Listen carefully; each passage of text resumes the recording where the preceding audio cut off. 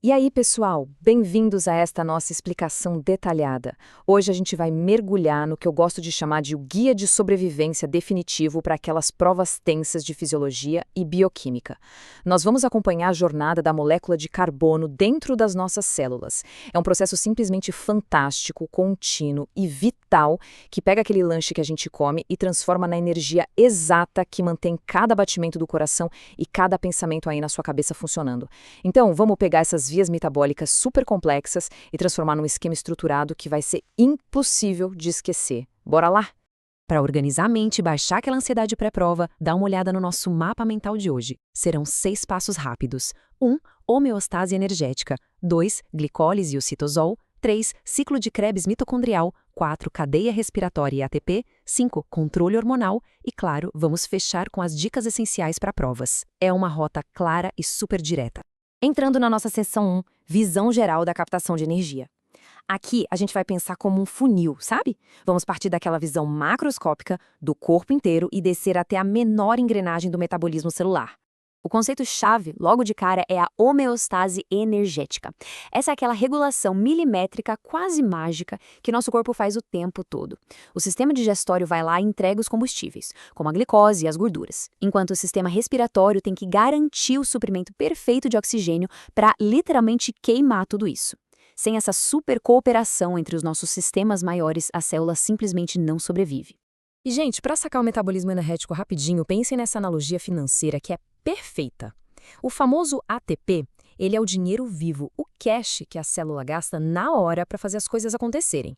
Já aquelas coenzimas com nomes complexos, o NADH e o FADH2, elas são como cheques pré-datados de altíssimo valor, eles têm muita energia guardada, mas não servem para comprar nada na padaria da célula, eles precisam ser depositados lá no banco para virar ATP. Guardem isso que o resto vai fluir muito mais fácil. E já que falamos em banco, onde ficam essas agências dentro da célula? Anotem isso, porque a ancoragem espacial despenca em prova. Saber onde a reação acontece é ponto garantido. Resumindo a ópera, a glicólise rola estritamente lá no citosol. O ciclo de Krebs trabalha bem mais fundo, lá na matriz mitocondrial. E a fosforilação oxidativa? Essa acontece cravada na membrana mitocondrial interna. Não confundir os endereços é metade do caminho andado. Seguindo em frente, vamos para a seção 2. Glicólise e o citosol. Essa é a primeiríssima fase da jornada do carbono. E o detalhe bacana é que tudo isso acontece do lado de fora das mitocôndrias. Imagina a molécula de glicose, toda orgulhosa com seus 6 carbonos, entrando no citosol. Através de uma série de reações em cascata, ela é quebrada ao meio, virando 2 moléculas de piruvato, cada uma com 3 carboninhos. O saldo de energia aqui é pequeno, mas ajuda muito. A gente ganha uns trocados de dinheiro em espécie, ou seja, 2 ATPs, e também saímos com 2 cheques, que são 2 moléculas de NADA. Agora o papo fica um pouco mais denso. Na seção 3, o ciclo de Krebs mitocondrial.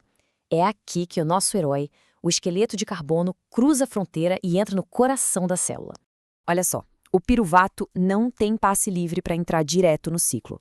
Primeiro ele perde um carbono e vira acetil-CoA, que agora tem só 2 carbonos. Essa acetil-CoA se junta com um composto de 4 carbonos que já estava lá, formando o citrato, com 6. E o que é sensacional nesse giro todo? Aquele carbono original da sua comida é totalmente oxidado e vai embora na forma de dióxido de carbono. Exatamente. É o CO2 que a gente expira lá pelos pulmões. Mas prestem muita atenção neste contraste, porque muita gente escorrega nisso. A produção direta de ATP, lá dentro do ciclo de Krebs, é minúscula. O objetivo principal do ciclo não é te dar dinheiro vivo agora. A missão dele é gerar uma quantidade brutal de prótons e elétrons capturados. Ou seja, ele é uma máquina de imprimir cheques milionários de NADH e FADH2. Pronto, chegamos à seção 4, a cadeia respiratória e o ATP.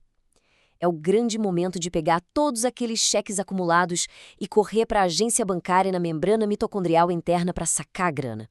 Pessoal, esse fluxo de elétrons é uma das coisas mais geniais da natureza.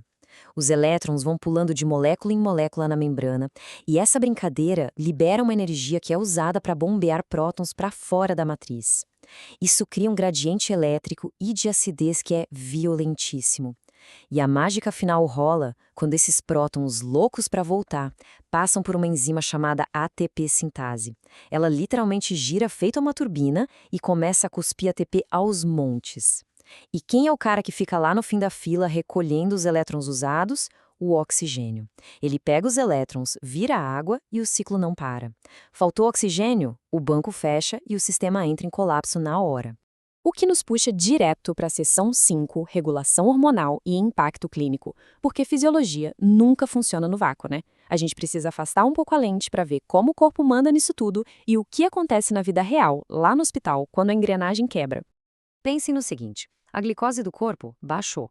O corpo não é bobo, ele vai recorrer à gordura.